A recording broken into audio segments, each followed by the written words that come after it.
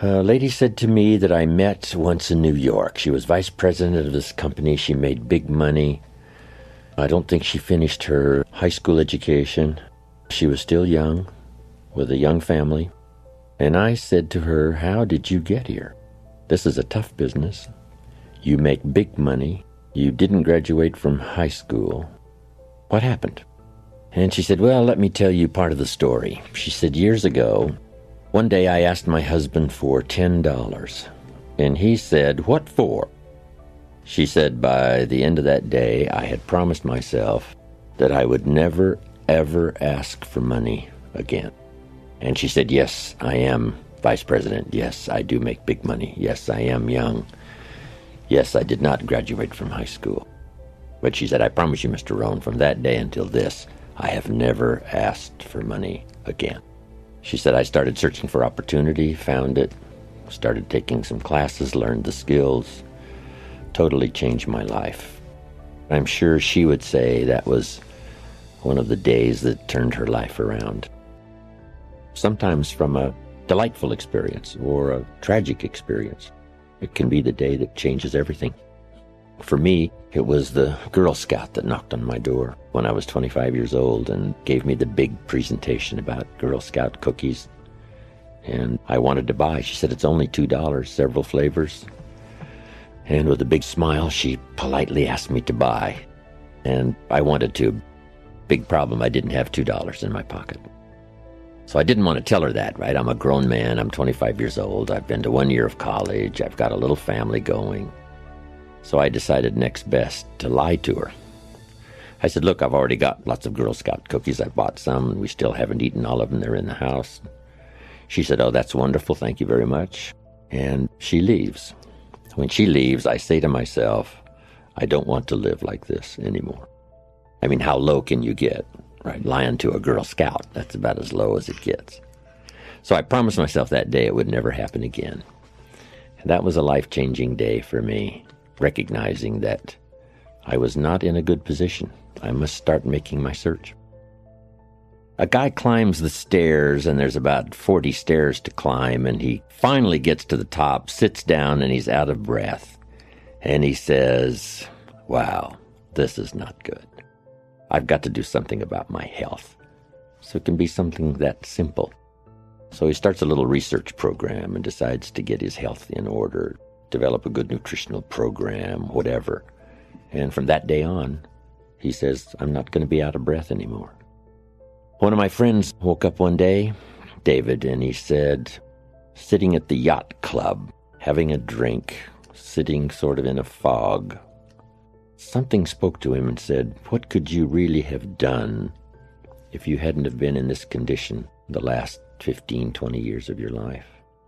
You know, he wasn't like an out-and-out alcoholic, but he just, he drank too much.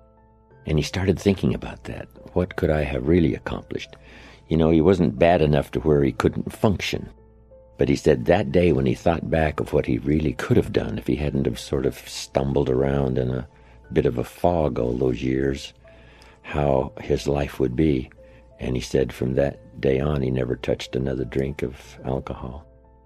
Then he died about 5 years after that. But his wife said to me that last 5 years were the greatest years of our marriage, when that one day he woke up and said, "Wow, this is not good. What could I have done if I hadn't have been sort of semi-conscious these last 15, 20 years?" And that was a very special day for him.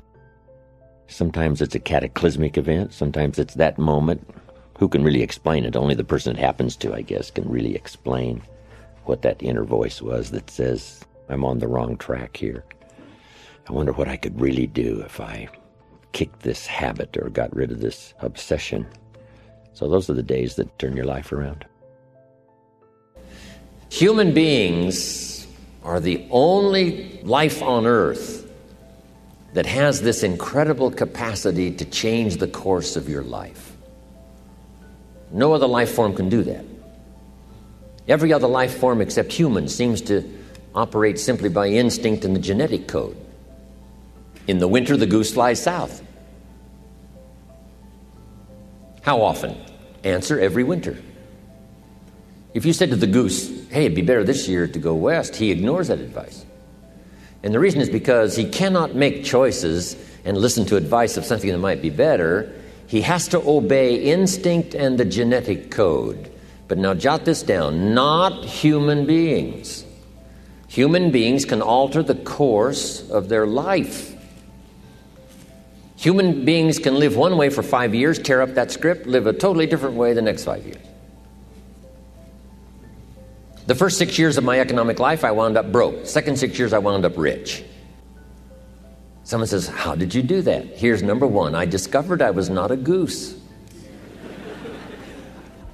Someone says, don't you have to do the second 6 years like you did the first 6 years? And jot this down. No.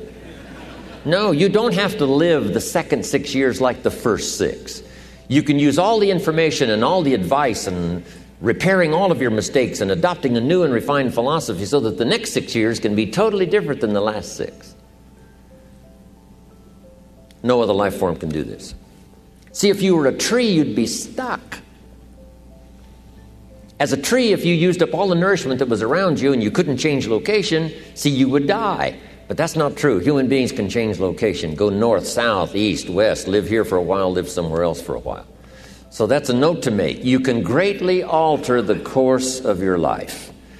Now here's the next note to make. 5 years from now, you will arrive.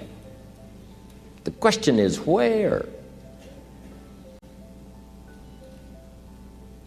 This is for mature people now. If you keep up your present disciplines and keep up the present pace that you're on, where will you be in 5 years?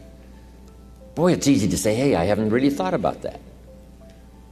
So now make this note. In 5 years, here's the probability. You will either arrive at a well-designed destination or an undesigned destination. Well-designed or undesigned. And I promise you, 5 years from now, you really don't want to arrive at an undesigned destination.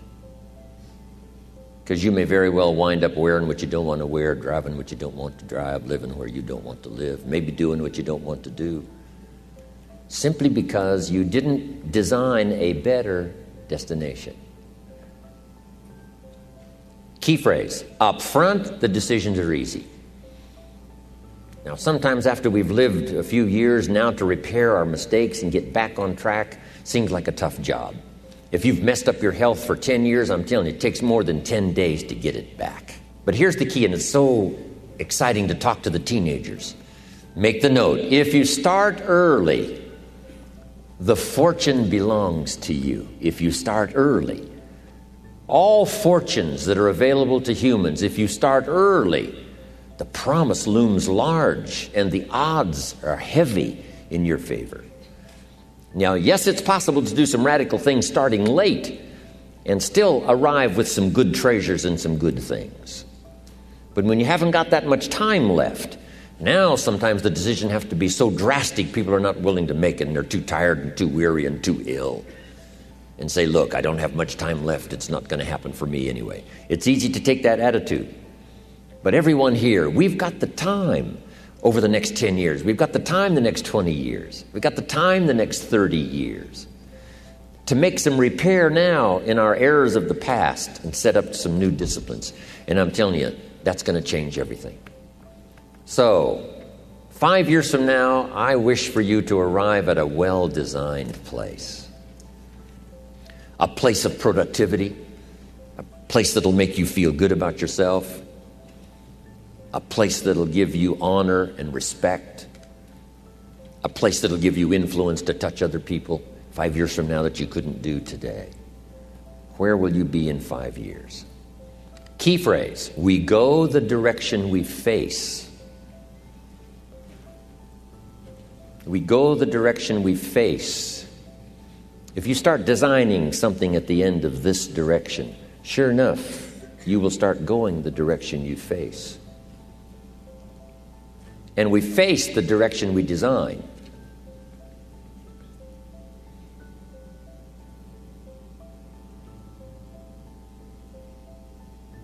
Next phrase. Direction determines destination.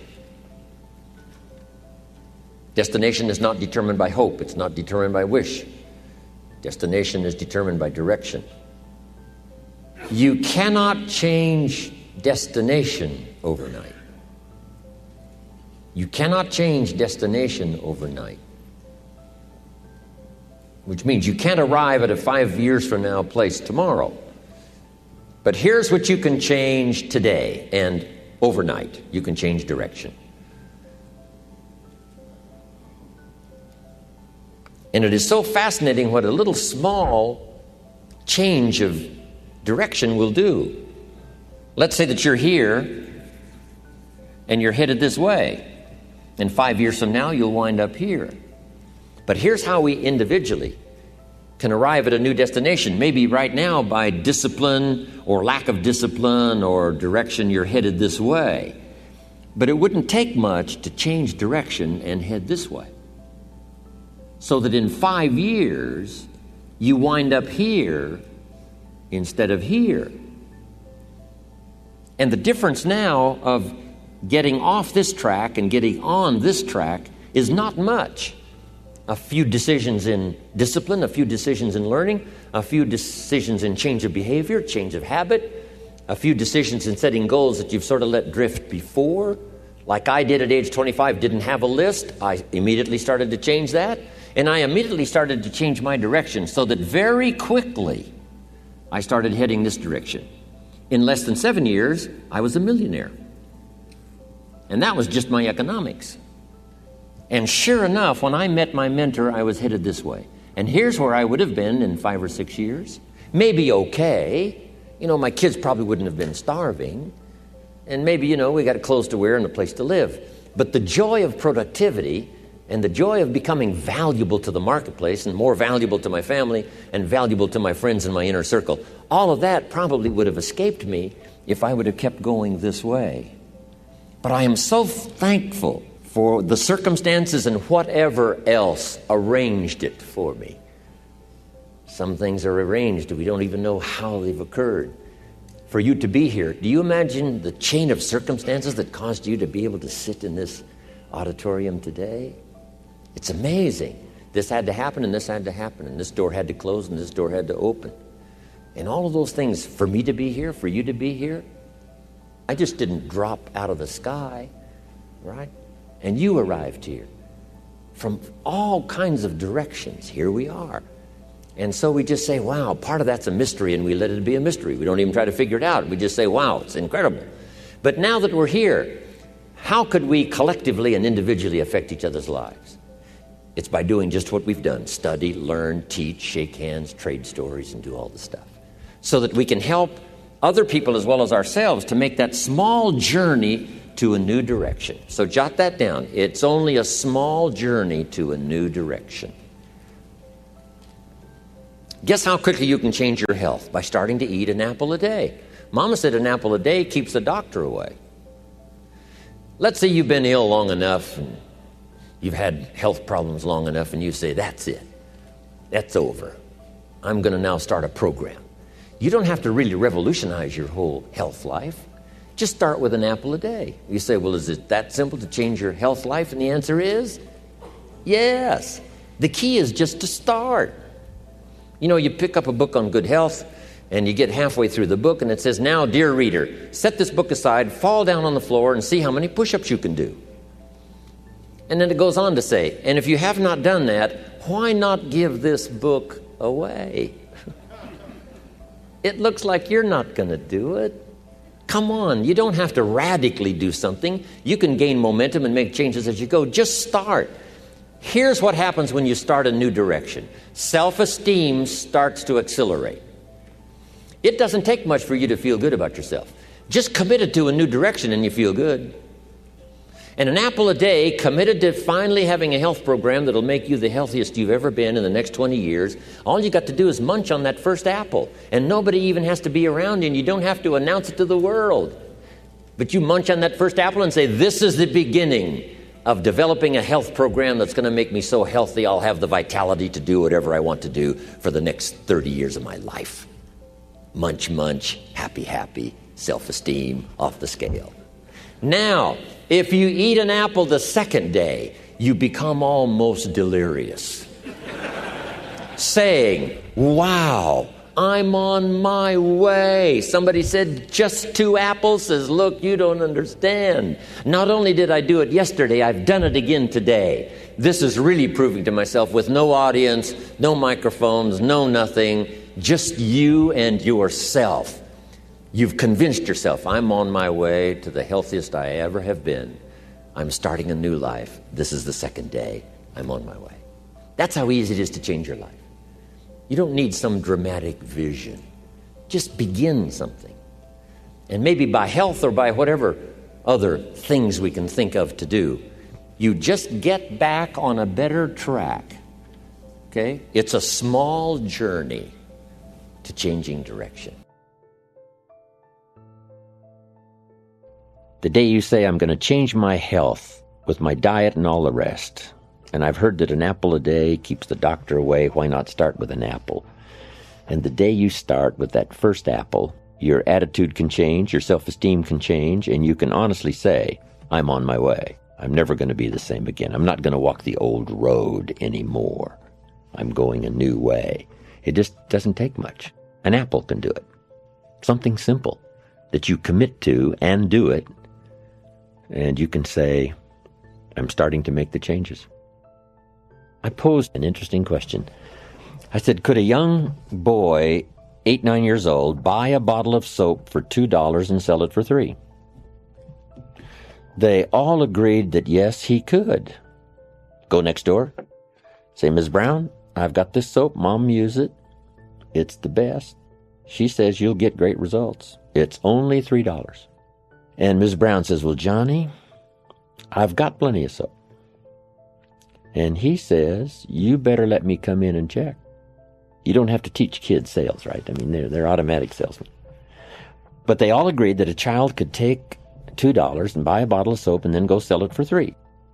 Now I said this poses some interesting questions. Here's the first question. Will he do it? Someone says, well, that remains to be seen. Even if he could, the answer is, will he? And that's true for all of us. We all could, but will we? Then I said it poses another question. Should he do it? That's a good debate. So they all agreed that we eliminated whether or not he could and started talking about whether or not he should or whether or not he will, which always remains to be seen. Interesting. It's not a matter of whether or not we can.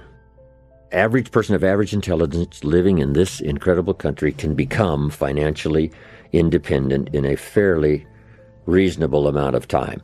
The question is not whether or not they can. The question is whether or not they will. Then the big question is whether or not they should. And someone says, well, you should if you could. But that doesn't answer everybody's life. It said the sower went out to sow the seed, and sure enough, finally the seed falls on good ground, but some of the good ground produced 30%, some 60%, some 100%. And we say, why is that? Well, it seems like that's just the way things are. You say, well, couldn't the ones doing 30%, couldn't they do 100%? Well, maybe they could, but should they, or will they? It remains to be seen. Everything after the fact we can always figure out. He could have, but he didn't. We can always figure that out later. He perhaps should have, but he didn't. Someone says, well, sales would never appeal to me, so I couldn't buy a bottle of soap for $2 and sell it for $3. But what if you had to support your family? You said, well, I probably could figure out how to do it if I had to. So it's amazing how little money and how easy the answer is to solving problems, earning money, making money, doing better. Everybody can, but not everybody will. So here's what I called it. The magic and the mystery. The magic is you could start at the bottom and go to the top. The mystery is, why wouldn't everybody do that? That's what the storyteller does most of the time, leaves so much to our imagination. I wonder why that is. That's good for conversation. What's unique, though, living in our country, there's so much example everywhere of what ambition can do properly channeled, that it hardly leaves anyone with an excuse not to at least maybe try. Or you certainly have to give up on the fact, know that it can't be done, which is not true. It is possible to start with $1 and become a millionaire. It is possible. It is possible to start with nothing and become something. So at this point, Jim has established the fact that the process of life change is not a matter of ability. It is merely a matter of will. Everyone can, but not everyone will. Make the decision right now to be one of the ones who will. Stand apart from your life as a painter might as he surveys his work of art, and choose the area of your life where you know that you need to walk a new road. Now, if you've got that area in mind, Jim will conclude this session by giving you steps to transformation and bringing together everything he's discussed thus far. He calls it How to Turn Nothing into Something. I've been doing a subject recently. Here's the title of it: How to Turn Nothing into Something. How to turn nothing into something. And here's a little gist of what I've been covering. First, to turn nothing into something, you start with ideas and imagination. Now, it's hard to call ideas and imagination nothing. How tangible are ideas and imagination? It's a bit of a mystery. So you can't really call ideas that can be turned into a hotel, ideas that can be turned into an enterprise, ideas that can be turned into the Salk vaccine, ideas that can be turned into miracle products, ideas. You couldn't really call the idea nothing. It must have some kind of substance. And imagination can't really be nothing. We call it nothing because it isn't tangible. It isn't like a podium. It isn't that real. But it is almost real. So to turn nothing into something, you start with ideas and imagination. Interesting. Ideas that become so powerful in your mind and your consciousness, they seem real to you even before they become tangible. Imagination that is so strong that you can actually see it. You can actually see it. When I built my first home for my family in Idaho all those years ago, before I started construction on this home, I used to take my friends and associates out to the vacant property and take them on a tour through the house. Is that possible? Is it possible to take someone on a tour through an imaginary house? And the answer is yes. I used to say, this is the 3-car garage. And the guy would look and say, yes, this garage will hold 3 cars. Right? I mean, I could really make it real, make it live. I would take them on a tour through the house. Here's the fireplace, and this fireplace is brick on one side and it's stone on the other side. I could make it real. Here's the rest of the house. Here's the kitchen with this view window. And they would look out the window as I took them on this tour. One day I made this house so real, one of my friends bumped his elbow on the fireplace. I mean, it was that real.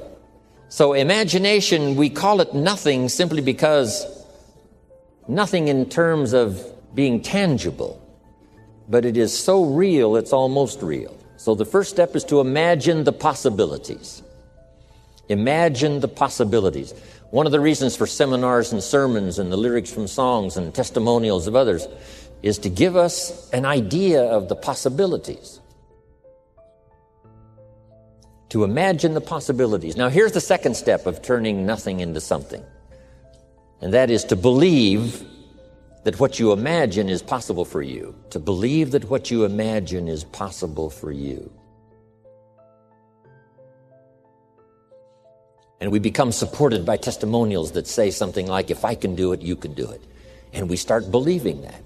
First, we imagine what's possible. Second, we start to believe that what's possible is possible for us. We might also believe because of our own testimonial. Here's what our testimonial might say. If I did it once, what? I could do it again. If it happened for me before, it could very well happen again. So we believe not only the testimonials of others who say, if I can do it, you can do it. If I can change, you can change. If I can start with nothing, you can start with nothing. If I can turn it all around, you can turn it all around. Then we also have the support of our own testimonial. If we've accomplished something before, if we did it once, we can do it again. If we did it last year, we could do it this year. So those two things are very powerful. Now, they're not actual substance, although they're very close. One is to imagine the possibilities. Two is to imagine that what's possible is possible for you. Here's what we call that second step, faith to believe. In fact, one writer said this: faith is substance. An interesting word, that the powerful ability to believe in the possibilities that are possible for you. If you have faith to believe, that faith is substance. Substance meaning a piece of the real. Now, it's not the real, it's not the podium, but it is so powerful that it's so close to being real. So the writer said the faith is a piece of, the substance of, and then he called it evidence, substance and evidence. So it's difficult to call substance and evidence nothing. It is nothing in the sense that it can't be seen except with the inner eye. You can't get a hold of it because it isn't yet tangible. But it is possible to turn nothing, especially ideas and imagination. Now, if you believe that it's possible for you, that substance and evidence becomes so powerful that it now can be turned into reality. So the first step is to imagine what's possible. Second step, to believe that what's possible is possible for you. Now, here's the third step, and that is to go to work and make it real. You go to work and make it a podium. You go to work and make it a hotel. You go to work and make it an enterprise. You go to work and make it good health. You go to work and make it an association. You go to work and make it a good marriage. You now go to work and make it a movement. You make it tangible. You make it viable. You breathe life into it. And then you construct it. That is such a powerful ability for all of us as human beings. I just wanted to take the time to drop that in before I move on to so many other subjects. How to turn nothing into something. Now, here's the last part. It takes the disciplined activity to turn nothing into something finally. Faith without the activity serves no useful purpose. But faith invested into the activity creates reality. Once I understood that, I knew then it was possible to build a career. I knew it was possible to build good health. I knew it was possible to build a relationship.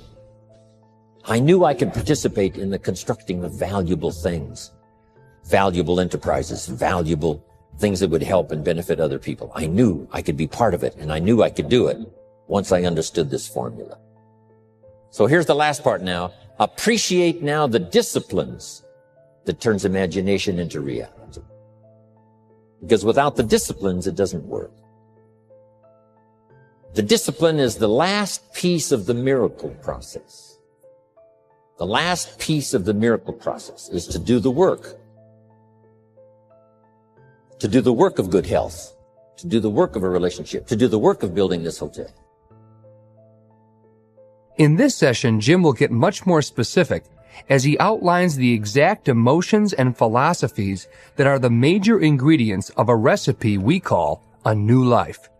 He begins by discussing a negative emotion that, if channeled properly, can lead to incredibly positive results. Disgust is one. My little story about the Girl Scout, I don't want to live like this anymore.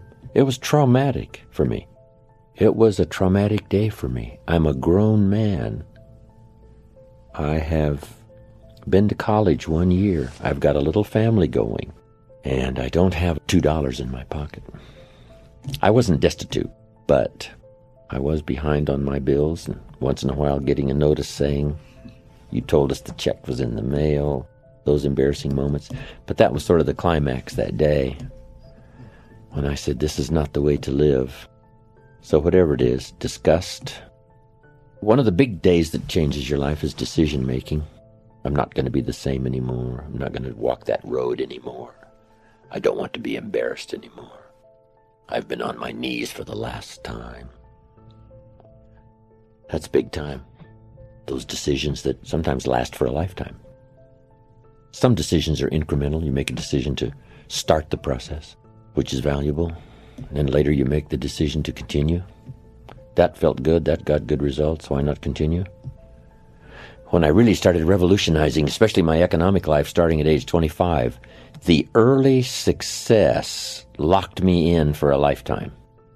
I got such great early returns. I don't mean overnight, but at the end of the first week, at the end of the first month, I started a little part-time adventure, age 25. That's available to all of us. So disgust, I've had it. That's a powerful emotion.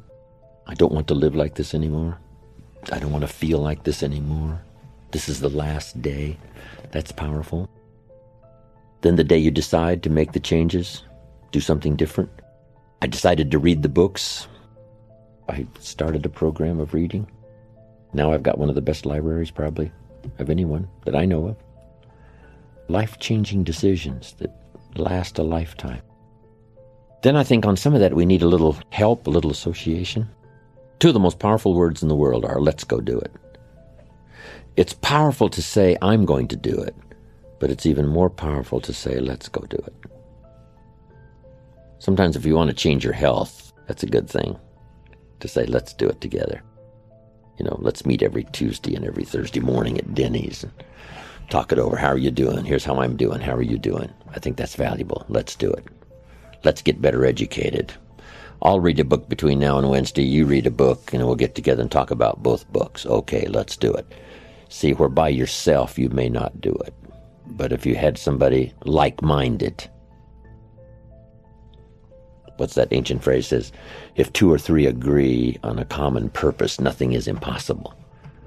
It doesn't take 2,000 or 3,000 or 200 or 300. If just 2 or 3 says, let's walk a higher road, let's do it, let's pull it off. The inspiration of camaraderie, working together, I've always used that. All of my enterprises since I was 25 years old have all been multiple, 2, 3, 4, 5, 6 people. Let's do it. So powerful. Resolve says, do it or die. I'll do it until the results start to come. And it's always resolve with willing to face the unknown. Yes, I said I was going to do it or die, but later, here's what I discovered. So then you have to sort of rearrange, right? It's like planting corn in an acre of ground, and it never does come up. It never does come up. Somebody said, well, just keep on planting. Maybe you need a new acre. So maybe it isn't just persistence and do it or die. I'll plant every spring, by gosh, until I have a crop. Have you ever considered maybe you need a new acre to plant in? So that means, like later discovery says, wow, I've been at this now 3 years, nothing's happening. Then you say it, I know I said I was going to do it or die, but I've got some better information now. I need to go a new road, try a new acre. While emotions provide the fuel that launches your journey of life change, it's your philosophy of life that provides the foundation of that journey. Jim Rohn had to make several philosophical changes himself when he began to walk a new road at age 25. These same philosophies can also make a big difference in your life. Now I want to pass it along to you, some of the philosophies that changed my life forever. Here's the first one. Profits are better than wages. Once I understood that, I got rich. Profits are better than wages. Nobody taught me that in high school. I went to college for 1.5 years and never heard it. I'm 25 and broke. I'm not destitute. I'm broke. Too much month at the end of the money is broke. And I finally hear this philosophy. Profits are better than wages. Now here's the phrase that goes with it. Wages make you a living, which is fine. Profits make you a fortune, which is super fine. And you can live both fine and super fine. You've now got the mechanism and the ways and means to do that. Profits are better than wages. Guess what? I taught this in Moscow when I was teaching capitalism. The communists had it all wrong. They taught that capitalism was, a big company that oppresses its workers. It was absolutely ridiculous. They had mentally lost it when they came up with this ridiculous philosophy. Communism taught capital belongs to the state, not the people. And we taught all these years what? Capital belongs in the hands of the people, not the state. That's why, of course, kids should pay taxes, because they can be capitalists, and all capitalists should pay taxes. And it doesn't take much to start an enterprise that makes a profit. I teach kids how to have 2 bicycles, one to ride and one to rent. I mean, how long does it take? How long does it take to make a profit? I mean, a little ingenuity and you're on your way. So profits are better than wages. Capitalism better than communism. Communism said people are too dumb and stupid to know what to do with capital. So you must take capital away from all the dumb, stupid people and give it to the all-wise, all-knowing state. And let the state run everything. I mean, that was communism. And they devastated every country they touched. I've been to East Germany. It's taking $1 trillion just to clean up East Germany. They've already spent $500 billion. They got $500 billion more to go. I mean, every country they touched, and I've been in all of them, they devastated them all with their devastating philosophy. We teach capital belongs in the hands of the people. That's where the ingenuity is to bring goods and services to the marketplace. But once I understood this now, it was so incredible. Profits are better than wages. Now, when I first was recruited, I'm a distributor for this little product called Abunda Vita. And here's what my mentor said, Mr. Schoaf. He said, Mr. Rohn, you can start this miracle working business part-time. You don't have to go full-time, you can start part-time.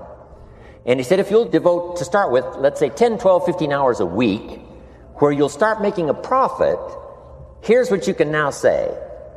I'm working full-time on my job and part-time on my fortune. Because profits lead to fortune. I got so excited about that philosophy. I'm working full-time on my job, but now I'm working part-time on my fortune. I found a way not only to make a living, you won't believe this, I found a way to make a fortune. Can you imagine what that's like then to get up in the morning? To go to work on your fortune? Not to go to work to pay the rent, which is okay, but a chance to go to work to make a fortune? And I said, right now I'm working part-time on my fortune and full-time on my job, but it won't be long until I'll be working full-time on my fortune. Can you imagine what life is going to be like? Now, here was my first goal when I started, and that was part-time. I wanted to equal on my profits part-time what I was earning on my full-time job. This is called the magic of part-time. It is so thrilling for people to start working the business part-time, because now you can work on profits, and it doesn't take very long. If you'll really concentrate on those 10, 12, 15 hours a week, it won't be long if you really do it right and learn some of the skills I'm going to talk about. It won't be long until you can be earning as much part-time working on your fortune as you are full-time working on your job. I did that in less than 6 months. Now I've got an incredible invitation. I found a way part-time to work on my fortune, and I'm making as much money at that as I am on my full-time job. Would you like to hear my story? It was incredible. Now here was my second goal, to make twice as much money part-time working on my fortune as I was working full-time on my job. And I reached that in less than a year, making twice as much money part-time working on my fortune as I was full-time working on my job. Now I've got an incredible invitation that won't quit. I found a way, through a unique opportunity, to work part-time on my fortune, and I'm now earning twice as much money as I am working full-time on my job. Would you like to hear my story? Do you imagine anybody would say, no, I don't care to hear your story? No. Everybody I said that to said, wow, yes, what are you doing? I said, I'm glad you asked. Let me tell you. Now, when I started making twice as much money part-time as full-time, here's my dilemma. I didn't want to go full-time. And why not go full-time? And the reason was because I didn't want to give up my electrifying story. Right? It was so powerful, nobody could resist the invitation to at least take a look. I didn't want to give it up. And I hung on for I don't know how long until it was, almost insane. And then finally, reluctantly, I gave up my full-time job. But now you can imagine the thrill and excitement of going to work full-time on my fortune. It was incredible. Here's the next one. Philosophy that helped change my life. It's not what happens that determines your life future. It's not what happens that determines your life future. It's what you do about what happens. All of us are in like a little sailboat. And it's not the blowing of the wind that determines your destination. It's the set of the sail. So jot this phrase down. It's one of the best to understand. Kids need to understand it. The same wind blows on us all. The wind of disaster, the wind of opportunity, the wind of change. The wind when it's upside down, the wind when it's favorable and unfavorable. The same wind blows on us all. The economic wind, the social wind, the political wind. The same wind blows on everybody. The difference in where you arrive in 1 year, 3 years, 5 years, the difference in arrival is not the blowing of the wind, but the set of the sail. And that's what learning is all about, to set a better sail this year than last year. To set a better sail. The first 6 years of my economic life, I wound up broke. Second 6 years, I wound up rich. You say, well, the Democrats must have finally gotten power. No.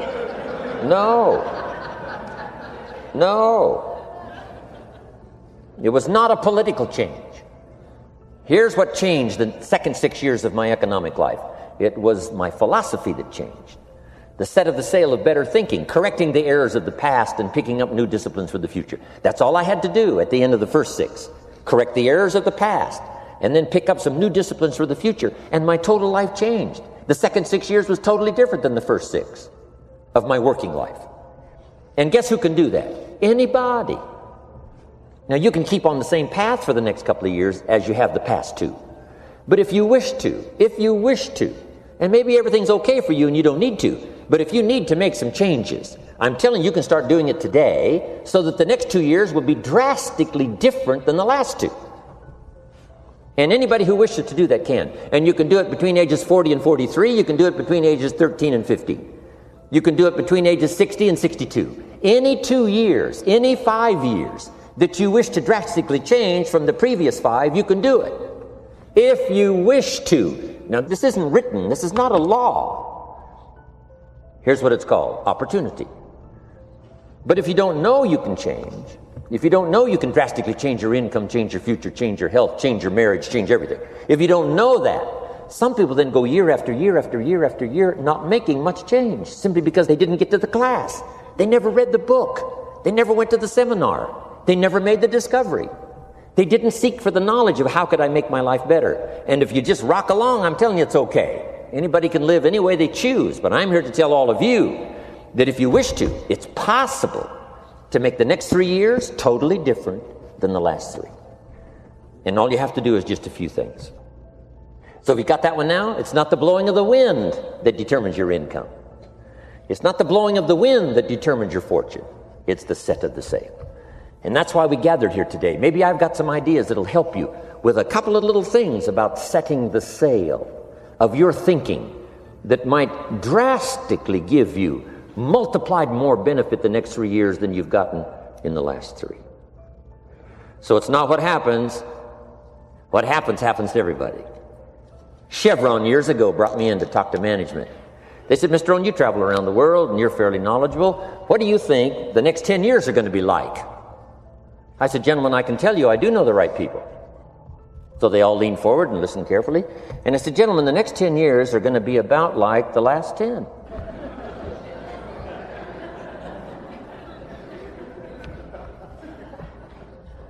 The next season after fall is, well, I promise you that's not going to change. After day comes night. I promise you that's not going to change. Here's how the last 6,000 years reads. If you want to make a note of Jim Rohn's vision of history the last 6,000 years, here's how it reads. Opportunity mixed with difficulty. It's going to read like that, looks like, for the next 6,000 years. Opportunity mixed with difficulty. Now, sometimes there seems to be more opportunity than difficulty, and then sometimes there seems to be more difficulty than opportunity, but the mix isn't going to change. After expansion comes recession. But after recession comes expansion. Not to think so, see, is naive. And once you've got just a little of this stuff settled, then you know exactly what to do. You know exactly what to anticipate, so you can be ready. Now, here's the next one.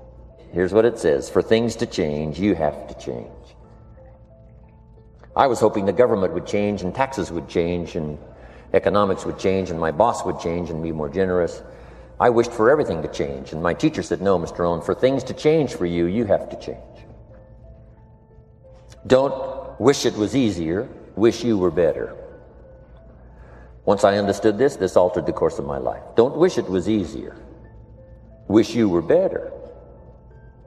And here's the big one. Don't wish for less problems, wish for more skills. You don't need less problems. You simply need more skills. Don't wish for less challenge, wish for more wisdom. Accept the challenge, because you can't grow without a challenge. You can't get rich without a challenge. You can't fly without gravity. You have to understand the challenge. But that's the key, is to now develop wisdom to overcome the challenge. Don't wish for less challenge, but more wisdom. And then here's one more philosophy that helped change my life forever.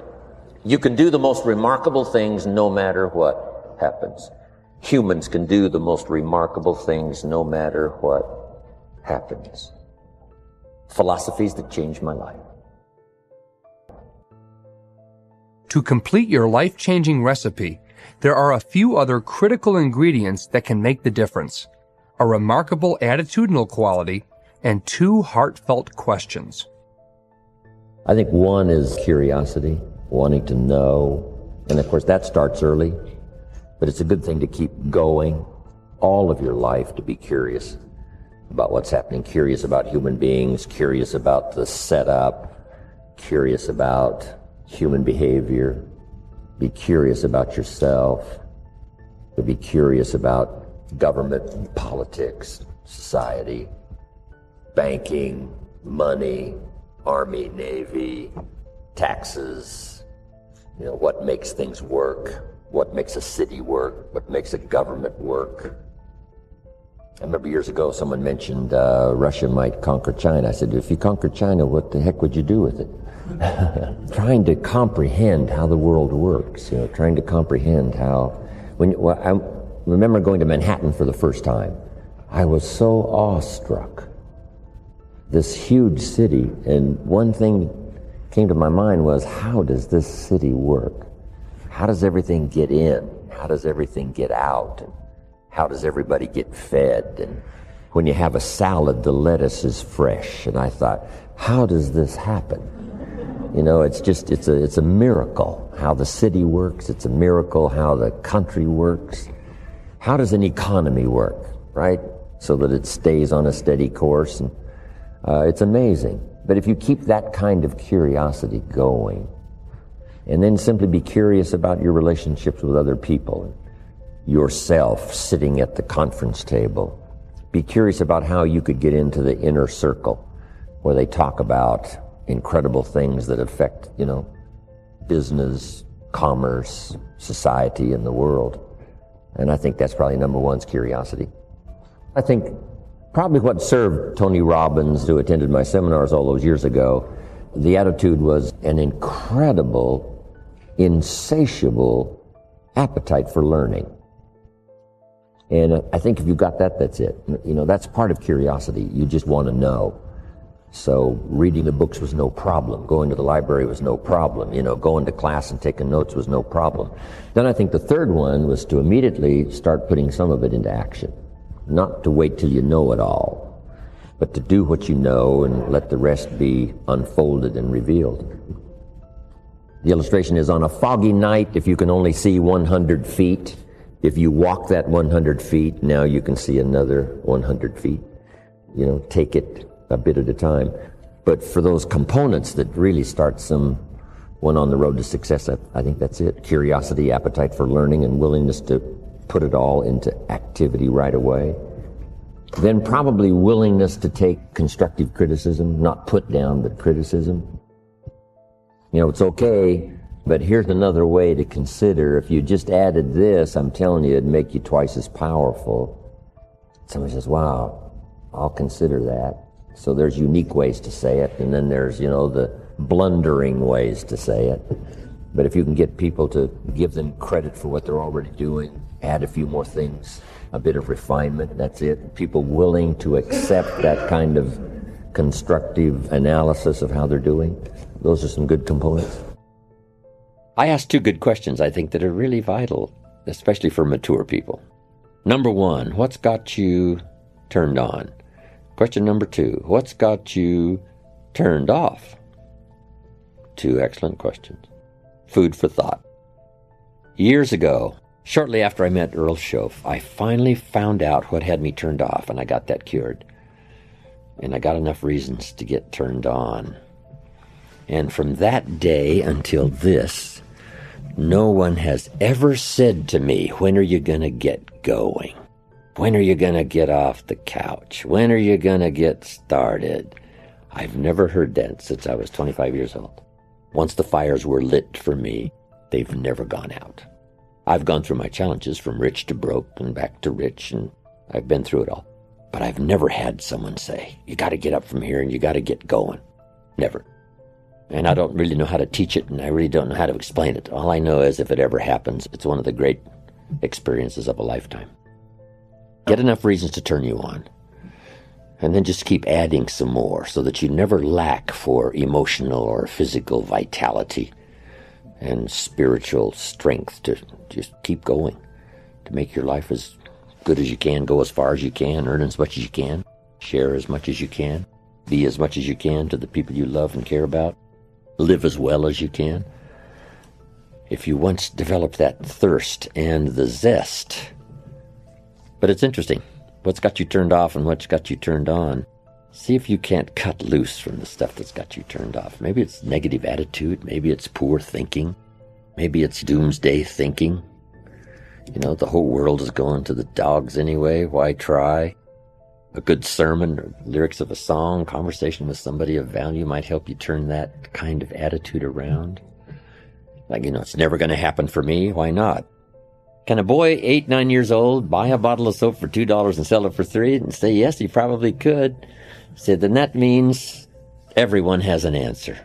Doesn't matter who it is. Everyone can. Not everyone will, but everyone can. And there's no reason why you can't.